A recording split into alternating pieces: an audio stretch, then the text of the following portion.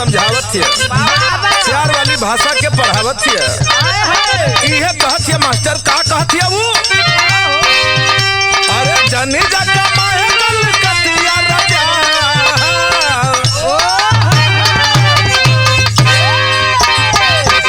अरे जनी जगह माहे कलकतिया राजा, मारी सवतिया मतिया राजा हो।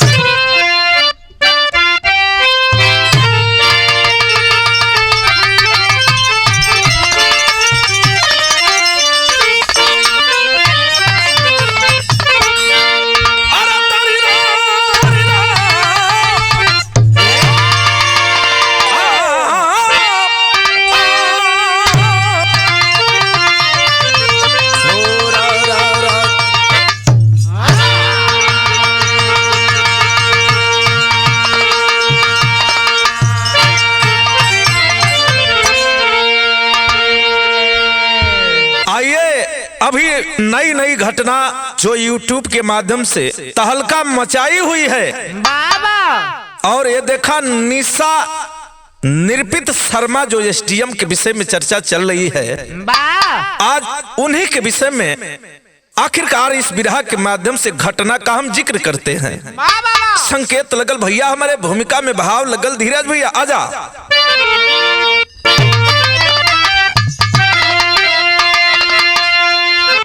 आज मानो मतलबी बना साथियों,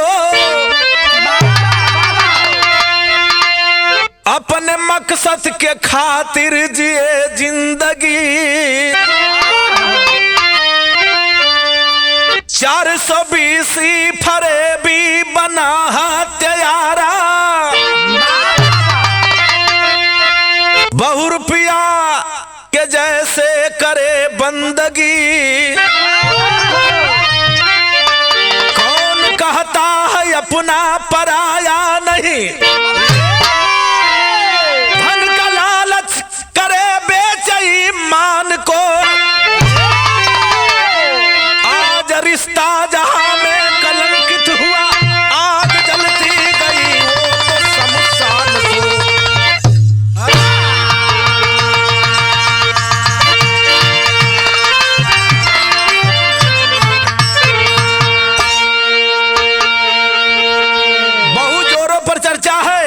शासन प्रशासन के लोगों से कहना है कि यही अगर आम जनता अगर गलत की होती तो यही शासन प्रशासन के लोग अंगुली उठाते।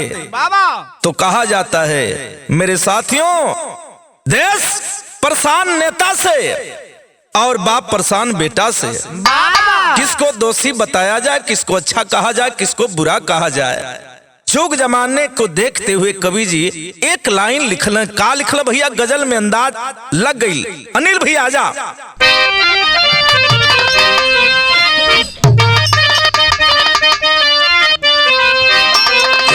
अनिल भैया, अरे ये बात जाके गैरों को, हम सबके लिए ये लाइन गावत हैं, चाहे केहू भी हो खे।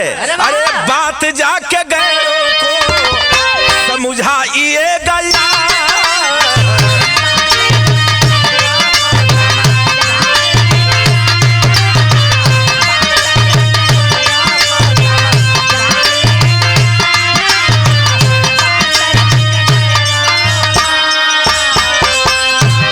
अरे ये बात जाके गैरों को समझाइए गया।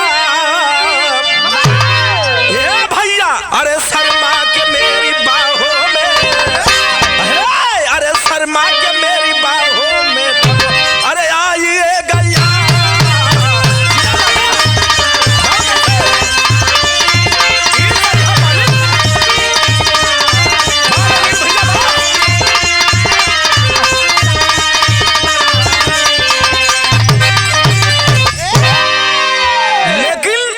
बिरहा का भाव बताओ, आज का परिवेश, आज का समय का कहती है भैया, हमार के करी पर भरोसा करबा के अपन कहबा के बिराना।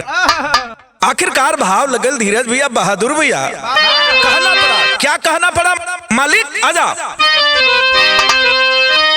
अरे चारों तरफ दरिंदों का भैया, अरे चारों तरफ दरिंदों का जलवा यहाँ खड़ा।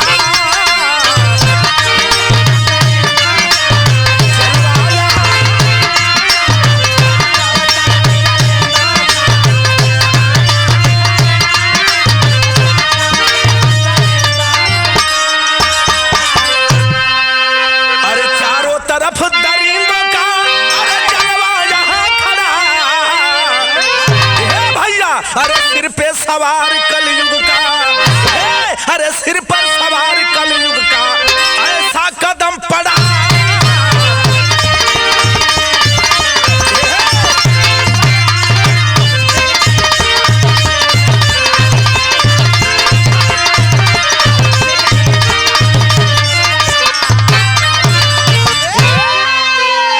इस जमाने को देखते हुए साहब एक बात कह गए कि अरे समाज के लोग, अरे लोग, मुझे उन लोगों पर भरोसा है जो अनपढ़ हैं, लेकिन पढ़े लिखे लोगों पर मुझे भरोसा नहीं है, क्योंकि पढ़े लिखे लोग समाज में ज्यादा धोखा देते हैं। कहानी में शुरुआत लगल भैया हो, आजा कहानी हो कहाँ का।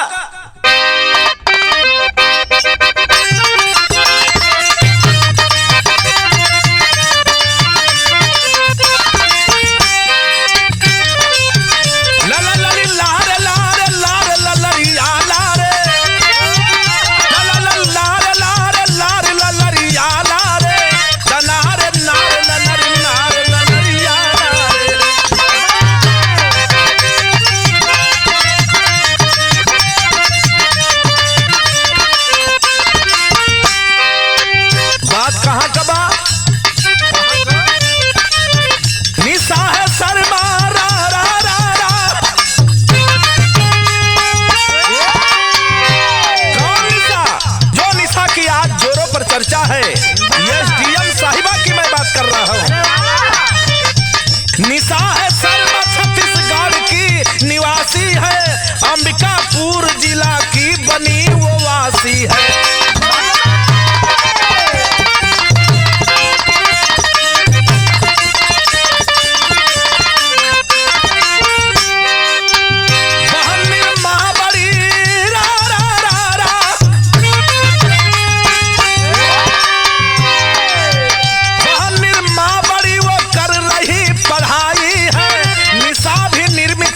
सपन को सजाई है।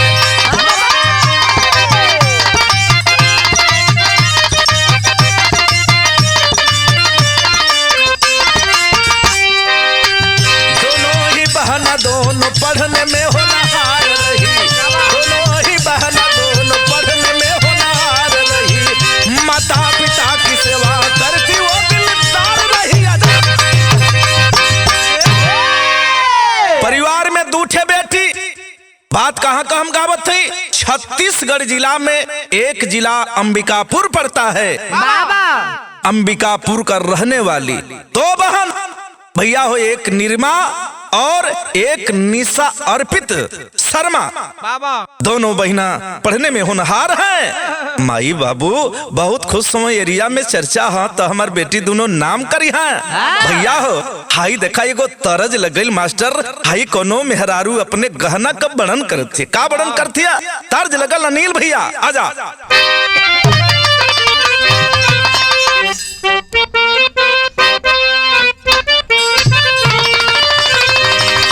ये अनिल भैया उहे तर्ज बा।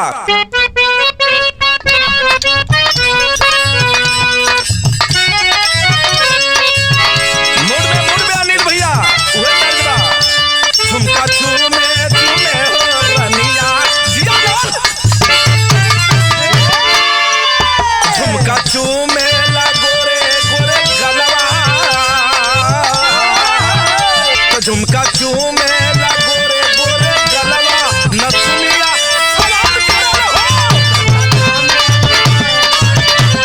नथुनिया सवार करल।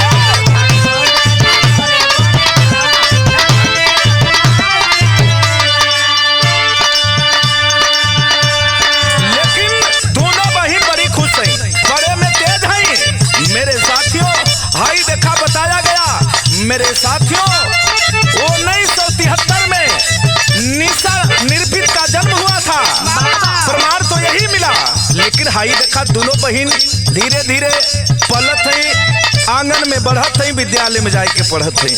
समय कटत है लेकिन भयल का मास्टर,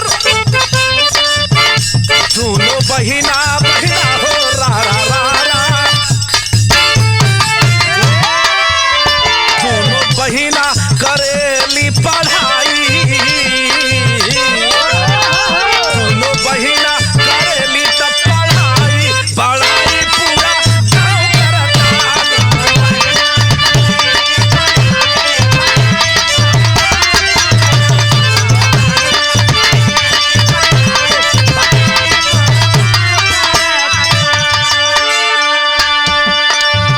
भैया हो माई बाबू बड़ा खुश हुए, बड़की लड़किया जवन है बहुत बड़े में तेज बा, धीरे धीरे पढ़त पढ़त उ लड़की कामयाब हो गई। जब कामयाब भइल तब भइल का भइली प्रोफेसर, सुना बड़की बहिन हो।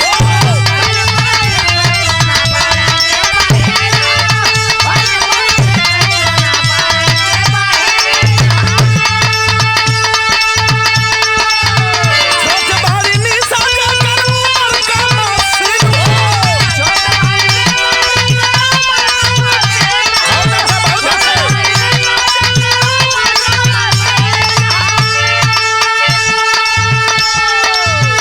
अरे उमर कमासीन हो। माई बाबू कर तारे समझाई, माई बाबू देखा रहे समझाई, बड़ाई पूरा गाँव करता। माई बाबू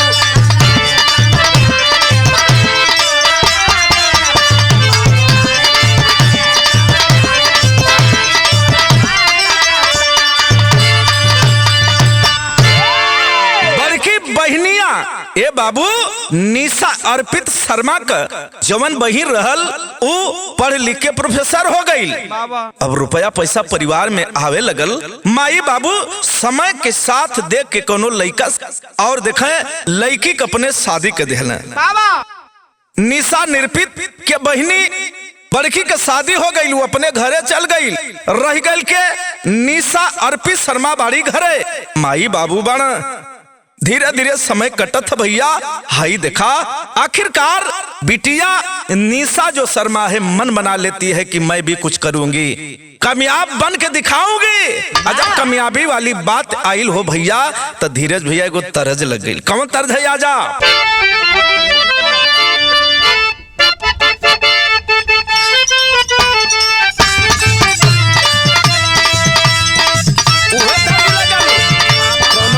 भैया हमारे नीलेश नियर बड़ा समझदार है, दोनों लड़की के देखलक धक्का मारत है, कहते अरे पतली का मारिया से सर के डगरिया मार करे बुहका हो।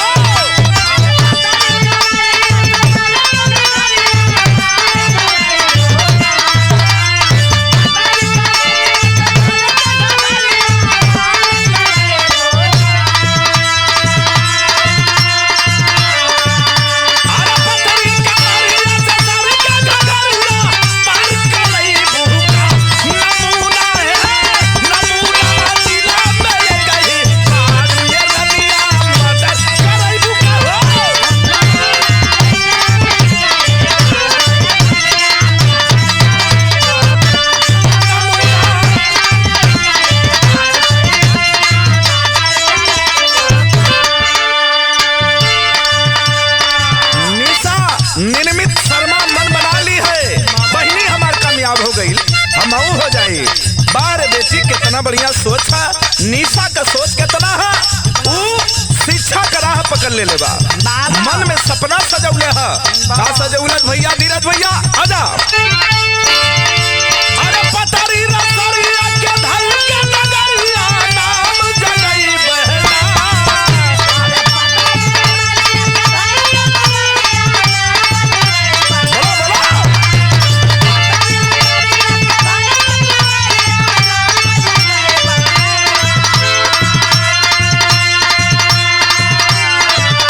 अरे पतरी रसरिया के धल के नगरिया नाम कमई बहना।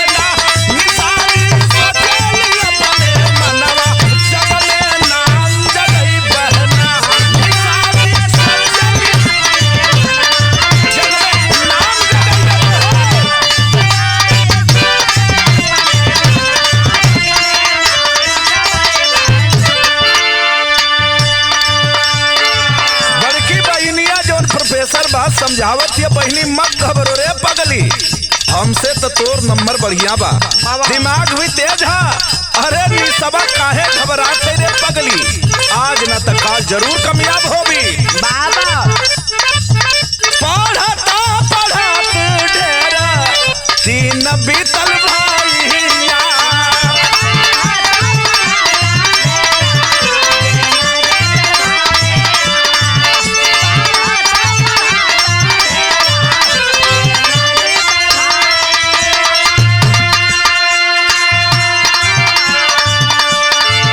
सपनों की रानी सोचे बदली समैया,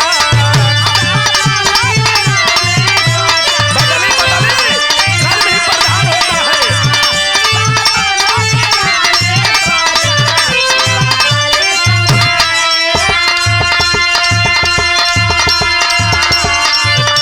अरे नौकरी का सिरावा पे बंधना पगड़िया, नाम जगई बहना।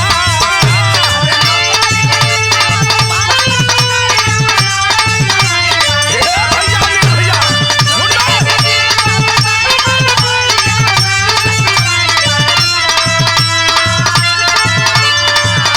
अरे नौकरी का सिरावा पे बंधना पगड़िया, नाम जगई बहना।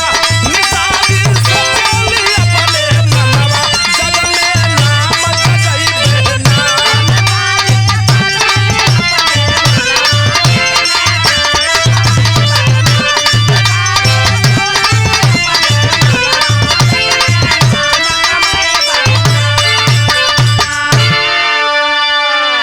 ये भैया धीरे धीरे पढ़ती है वो लड़की और इंटर भी ये पास करती है। इतना पढ़ने में तेज है, एरिया में नाम है।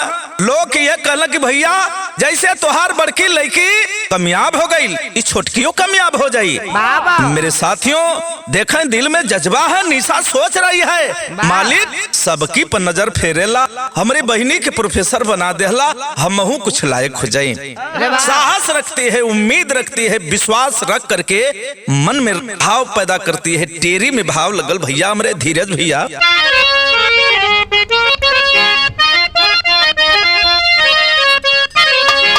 अरे जमाना मोर सलामी करी है ना, हे भैया अरे जमाना मोर सलामी करी है ना, करूंगी नौकरी तब शिक्षा में हुई दीवाना। आजा वाह भाई वाह, आखिरकार वो लड़की भैया हो हाई देखें, वो लड़की एमपीएससी की परीक्षा में बैठती है, लेकिन भैया हो 2003 में का समय है। वाह जज्बा और हौसले में उड़ान होता है। लड़किया वो टाप के गईल, और जब टाप गईल हो भैया तो हाई देखा गजब हो गई। 2003 में वो नायब तहसीलदार के पद पर ए भैया विराजमान हो गई। अब तो दुआरे मिठाई बटा लगल। बा भैया बा, बड़कियो लड़की कामयाब रहल, छोटकियो हो गई। तर्ज लगल, कौन तर्ज भैया हमारा बा?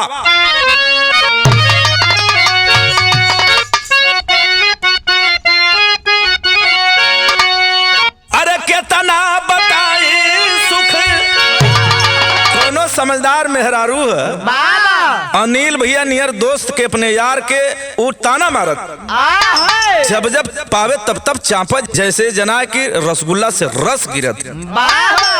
जितना तकले में मजा है उतना देखले में मजा ना, आज इतना देखले में मजा है बहादुर भजा, छूले में ना। हाँ देखा अब ही नीलेश भैया सही बतियौले है। इनकर बियाह भले, लेकिन इनकर मेहरारू के इनकर बाबू छुएले भैया हो। तर्ज लगल, कौन तर्ज है आजा? अरे कितना बताई सुख, अरे कितना बताई सुख, अरे ससुरे कठोरी हो, सैया हो मचा औरी हम हई चकोरी हो।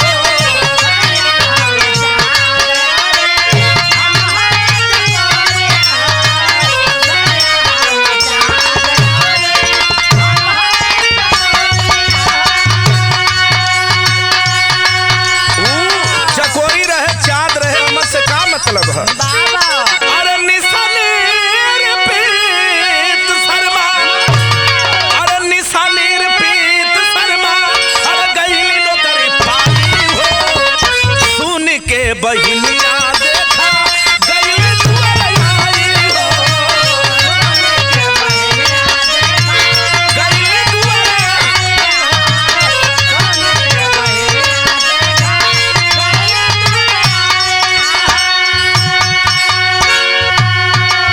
बल्कि बहिनी जब आइल तो छोटकी बहिनी के बधाई देते। हम कहली ना बहिनी कि आज न तो काल जरूर कामयाब हो भैया हो, लेकिन एक काम करा, अब तो तुम्हारे पास सब कुछ हो गई ना, एगो काम करा।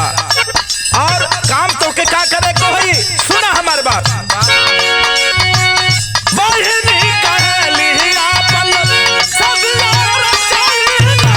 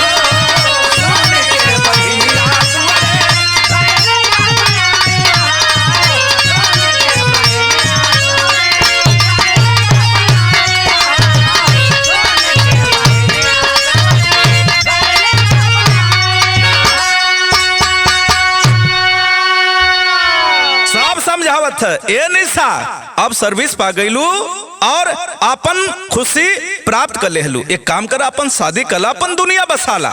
लेकिन निशा निर्पित शर्मा कहती है कि मैं शादी नहीं करूंगी, मैं इसी तरह खुश हूँ, मैं सुखी हूँ, किसी की बात को नहीं मानती है।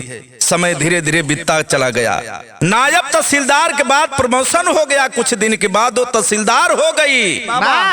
और नायब तहसीलदार के बाद धीरे धीरे कुछ दिन के बाद ए भैया हाई देखा वो निशा एसडीएम हो गई। वाह भैया वाह, अब तो रुपयों की कोई कमी नहीं।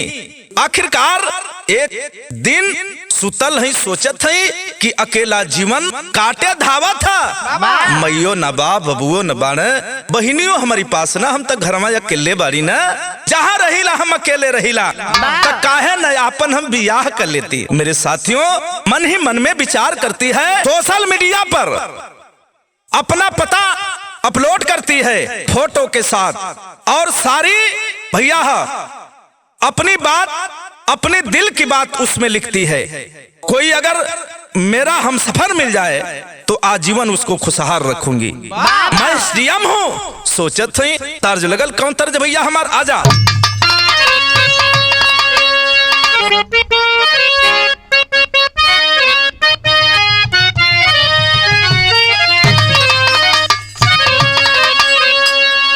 ई डब्बू भैया के मलकिन का तर्ज लग गई, जवन दूसरकी वाली मलकिन है। हाय हाय, अरे क्या बात है। बबली बंटी जकर नाम है जौनपुर में एकदम विख्यात है, उनकर बदई तर्ज लगे। कौन तर्ज भैया हमारा राजा। प्यार बात जग में बहार बहार, हे भैया अनिल भैया, प्यार बात जग में बहार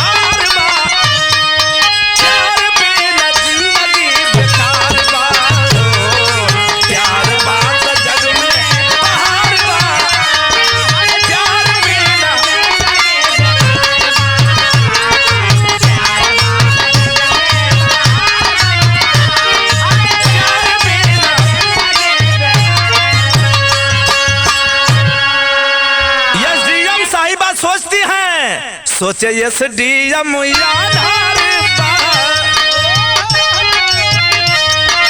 सोचे निशा जीवन अंधकार बा, प्यार बिना जिंदगी बेकार बा।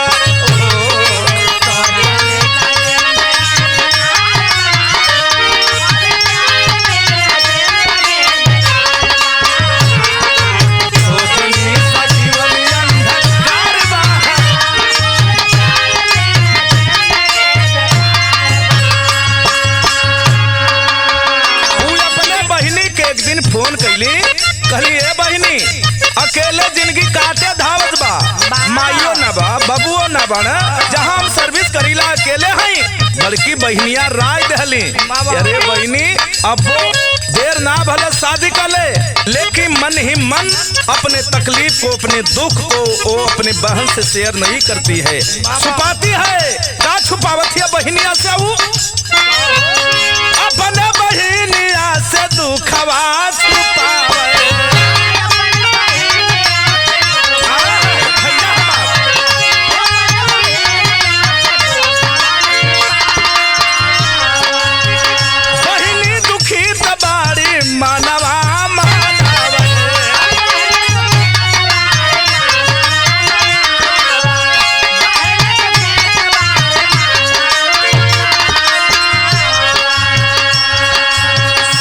मीडिया वाला सुना मारबा, अरे सोशल मीडिया वाला सुना मारबा, प्यार बिना जिंदगी बेकार बा। सोशल मीडिया वाला सुना मारबा,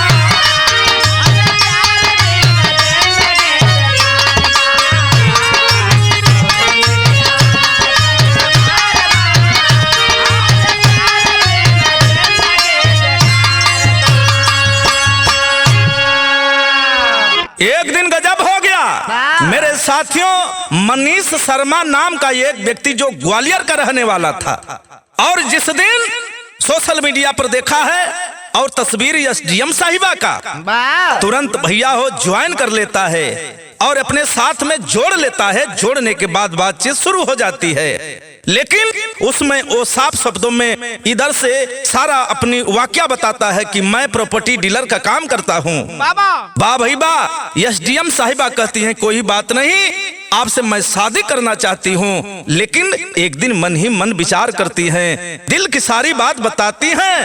वो भी अपना बात रखता है, लेकिन कुछ न कुछ छुपाता है। लेकिन एसडीएम साहिबा को तो प्यार हो गया है, इसलिए कहा जाता है link of sorrow scene of tear value of time end of life.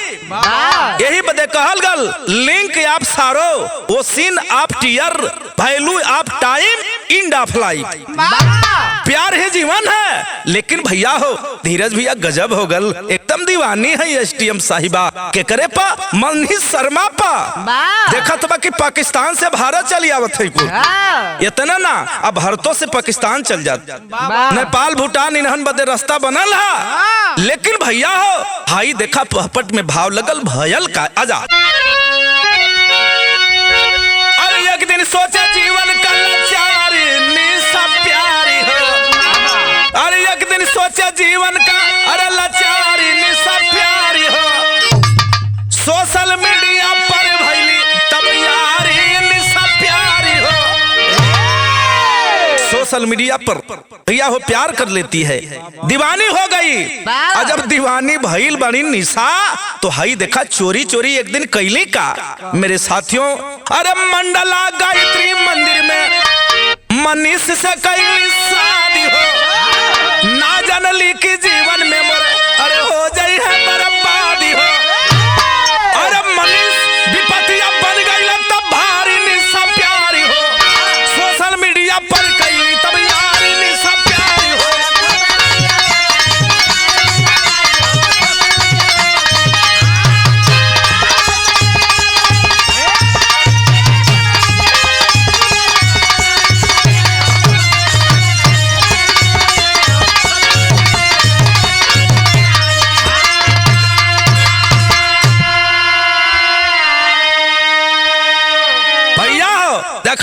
चोरी चोरी शादी करके मंदिर में दोनों खुश हैं, समय कट रहा है। लेकिन जब वो मनीष शर्मा अपने मकसद में कामयाब हो गया, अरे अयास एक नंबर का था, दारूबाज तो पूछना ही नहीं था, और उसे शौक था नई नई लड़कियों का। बाबा जब इस बात का एसडीएम साहब को पता चला 2022 के दौरान एक पत्नी जो विधवा हो चुकी थी, उसका इस एसडीएम के पति के साथ अफेयर चलता था। जो मनीष शर्मा था, अपने मोबाइल में उस औरत का फोटो लगा करके मेरे साथियों रखा था। जब एसडीएम साहब देखती हैं तो पूछ पड़ती हैं, बताइए आप ऐसा क्यों करते हैं?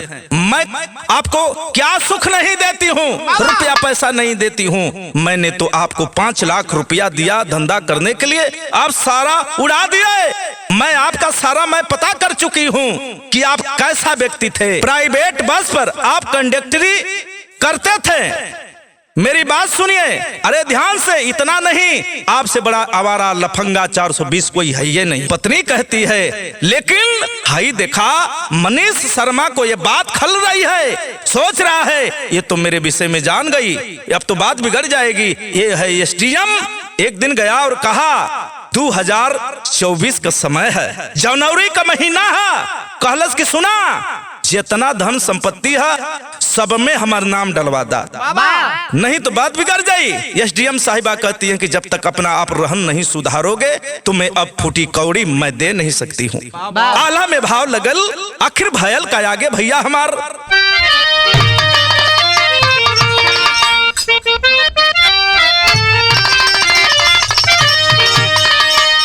कि मनवा का बढ़ल ताबा, ए भैया नील भैया, अरे मनवा का बढ़ल नहीं ठीक ताबा होला भैया।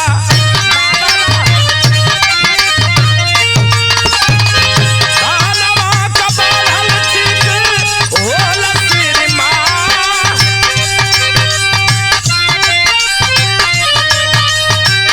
बिना हो विचार देता रेला दुनिया में कमरा। कामवा बिगाड़ले पर हाली पछताए। ओइसे या सदियम साहिबा सुन पछताली भैया। मिलला ललासी पिया भारी दारुबा।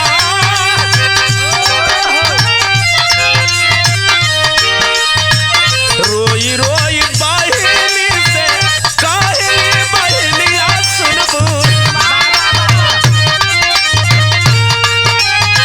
हमके उबारा सुना बहिनी हो हमार।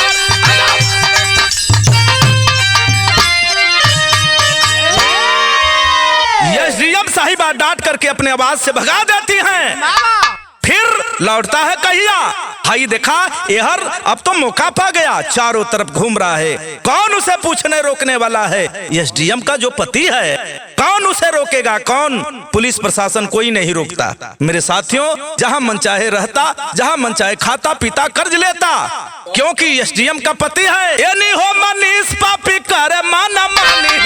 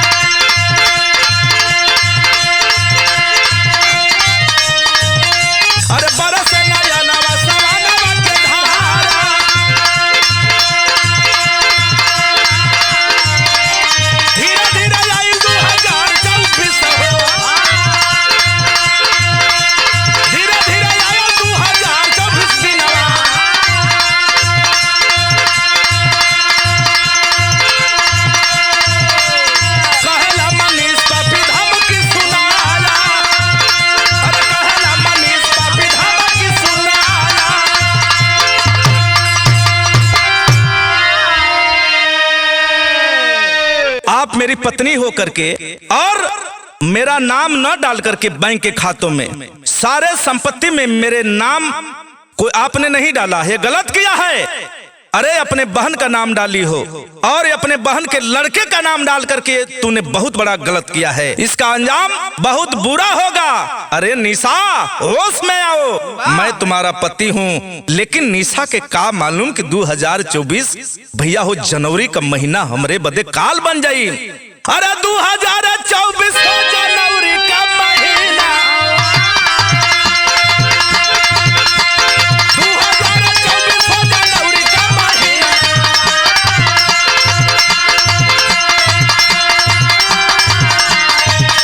अरे भाई 27 तारीख जीवन का काला, भाई 27 तारीख जीवन का काला। अरे जबरी मुआ के पापी ले गया अस्पताल।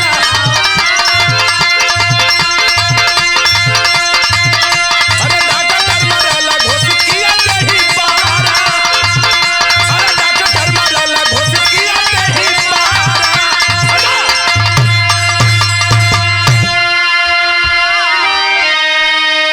27 तारीख जनवरी का महीना 2024 है। मौका पाते हुए न मौके पर पहरेदार था, न ड्राइवर, न नौकरानी थी।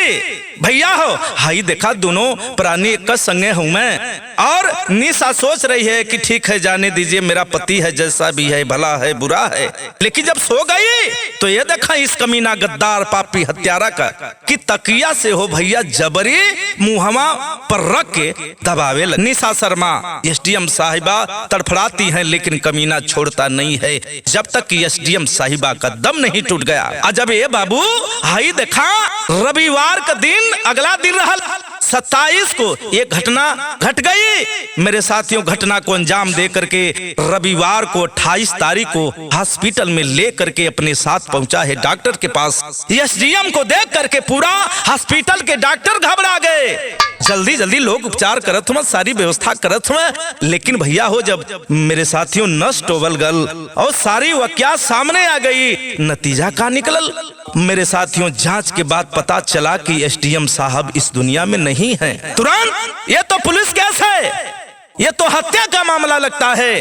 तुरंत मेरे साथियों आई देखा अखिल पांडे एसएसपी साहब को डॉक्टर साहब फोन करते हैं। दल बल के साथ आ गए एसएसपी साहब, बगल के एसएचओ साहब, मेरे साथियों छोटे बड़े अधिकारी शासन प्रशासन के लोग हॉस्पिटल में भीड़ लग गई, तांता लग गई। अरे कैसे हो गल हो, एसडीएम साहिबा मर गईली, बहुत सकुशल व्यक्ति रहली। मेरे साथियों आज हुआ क्या, पूछताछ लोग करत हुआ, लेकिन इधर उधर कहकर बहका रहा है। लेकिन प्रशासन को लोग कहते हैं कि चकमा देबा तो बात बिगड़ जाई। सुना हमार बात, खड़ी लाइन में कभी लिखल का लिखल भैया हमारा वा,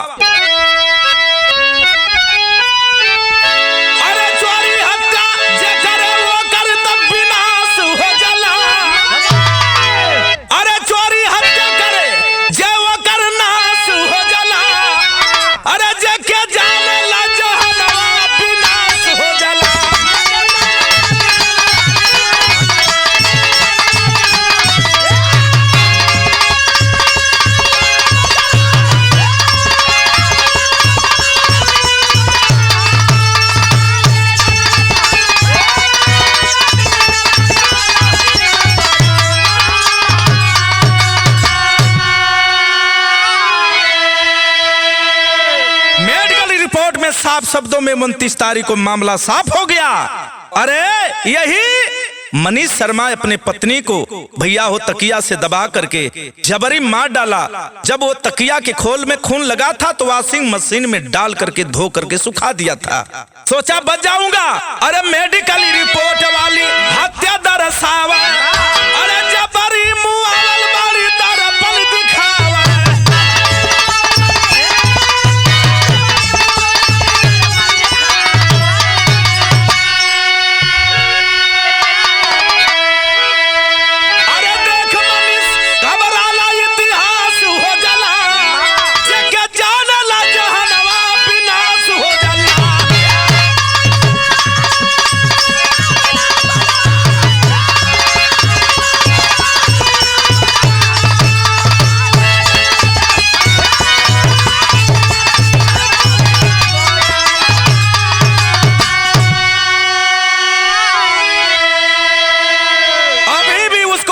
है कि मैं एसडीएम का पति हूँ, मैं बच जाऊंगा। अरे कमीना जब हत्या किया है तो कहां बचेगा। ये संविधान की व्यवस्था बताती है जो गलत है उसे सजा मिलेगी। बाबा साहब का संविधान ये जगह बनाया है सबके लिए, यहाँ तक कि पेड़ पौधों को अधिकार मिला है, पशु पक्षियों को भी अधिकार मिला है। मेरे साथियों, अजब प्रशासन मन बनौलस, पुलिसिया भेष अपनौलस।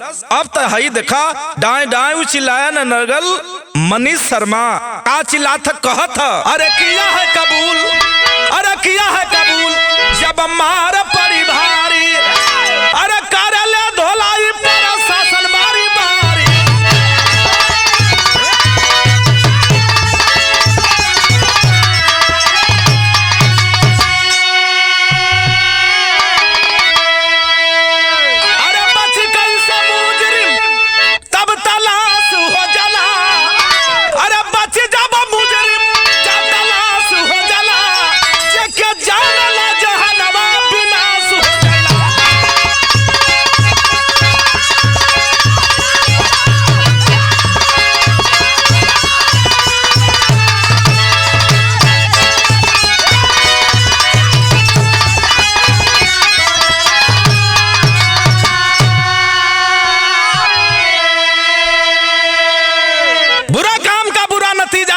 तो कर देखो, जिसने किया है, जिसने किया है आरोप उसका जाकर घर देखो। तो मेरे साथियों, मेरे बिरहा गाने का मतलब है आप गलत काम मत करिए वरना आप फंस जाएंगे। निश्चित रूप से कमाइए, खाइए, पढ़िए, अपने परिवार को परिवार समझिए, भाई को भाई समझिए। आज धन नहीं है तो कल जरूर मिलेगा। सब्र रखिए। दुनिया का सबसे बड़ा धन होता है तो वो होता है आपका सम्मान। सम्मान बचा के रखेंगे। दुनिया में सबसे बड़ बल होला तो आत्मबल होला।